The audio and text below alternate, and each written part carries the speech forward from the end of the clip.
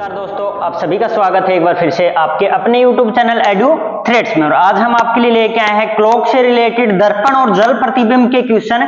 किस टाइप के question exam में आए तो उनको हम कैसे सोल्व कर सकते हैं। तो दोनों चीजों को अलग अलग पढ़ते हुए चलेंगे। पहले दर्पण प्रतिबिंब के बारे में बात करेंगे, फिर किसके बारे में, जल प्रतिबिंब के बारे में बात करेंगे। तो दर्पण प्रतिबिंब के बारे में बात करते हैं पहले। तो क्या होता है दर्पण प्रतिबिंब? दर्पण प्रतिबिंब में किस प्रकार से प्रतिबिंब बनते हैं उन पे बात करते हैं। तो किस प्रकार से बनते हैं? दाएं से बाएं बनता है और बाएं से दाएं। तो हम क्या याद रखेंगे कि जो हमारा राइट हैंड है दर्पण में वो किस साइड दिखाई देगा? लेफ्ट साइड में दिखाई देगा। और जो लेफ्ट हैंड है वो दर्पण में किस साइड प्रतिबिंब बनाएगा?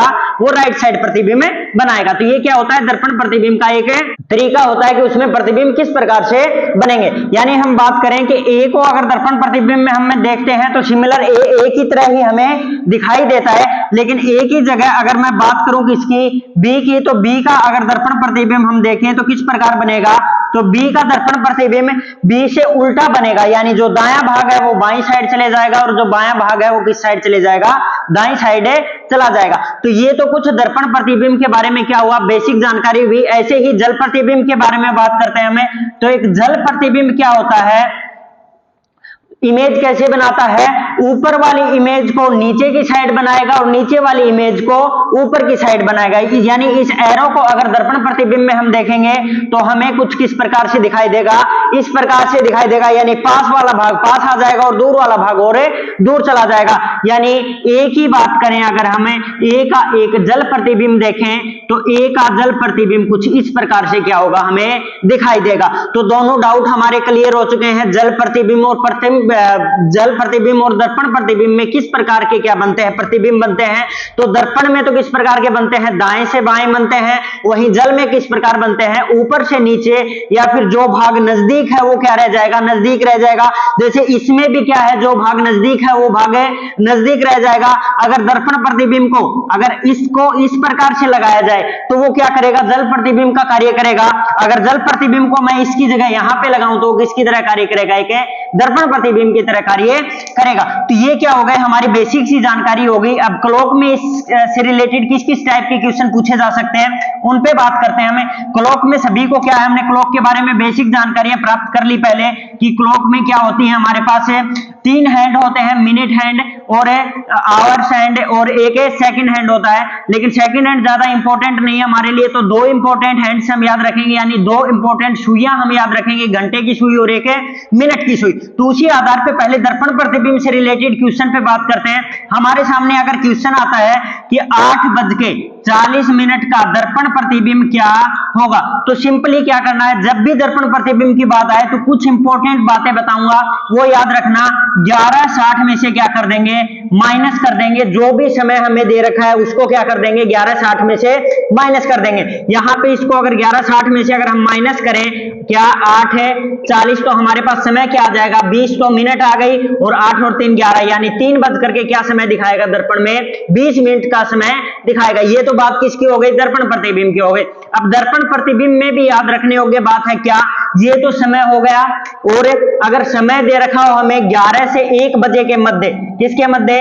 11 बजे से 1 बजे के मध्य दे रखा हो, 11 से 1 के मध्य दे रखा हो समय। तो 11 से 1 के मध्य क्या हो सकता है समय? 11:30 हो सकता है ना, 12:10 हो सकता है।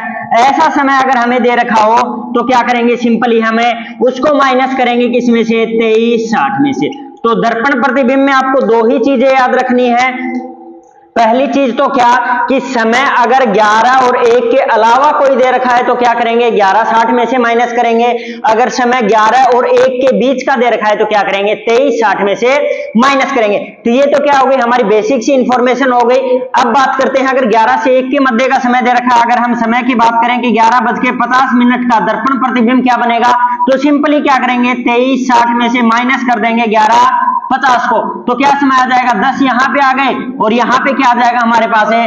12 आ जाएगा। तो 12:10 क्या होंगे हमें दर्पण प्रतिबिंब में शो होंगे। तो ये तो बात हो गई किसकी, दर्पण प्रतिबिंब की। अगर दर्पण प्रतिबिंब के क्वेश्चन आते हैं तो बस इन दो बातों को याद रखना है, 11:60 को और समय 1 और 11 और 1 के मध्य हो तो 23:60 को। तो दो चीजें हमारे पास हो गई। अब बात करते हैं हम किसकी, जल प्रतिबिंब की। कि जल प्रतिबिंब से रिलेटेड क्वेश्चन अगर हमारे सामने आते हैं तो उनको हम कैसे सोल्व कर सकते हैं प्रतिबिंब की। तो जल प्रतिबिंब की बात करते हैं।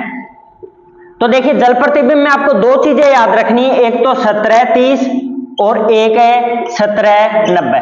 दो चीजें याद रखनी है, 17:30 और 17:90। 17:30 का यूज कब करेंगे हमें, जब मिनट क्या हो हमारे पास है 30 या 30 से कम। क्या हो, जब मिनट 30 या 30 से कम हो।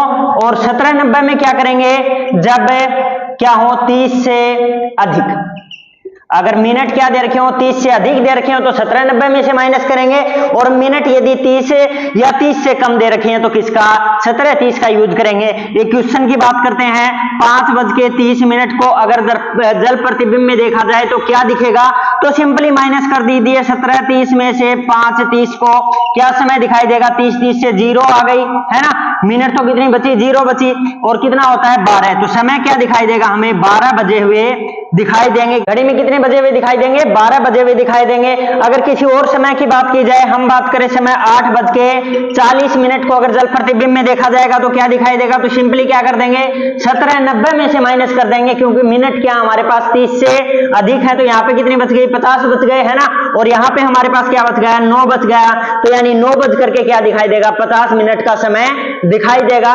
तो आज की क्लास में हमने जल प्रतिबिंब और दर्पण प्रतिबिंब के क्वेश्चंस पे बात की कि किस किस टाइप के क्वेश्चन बन सकते हैं और क्या क्या हमें कर सकते हैं। सिर्फ दो ही बातें याद रखनी है, जल प्रतिबिंब में आपको 17:30 और 17:90 याद रखना है, वहीं दर्पण प्रतिबिंब में आपको 11:60 और 23:60 है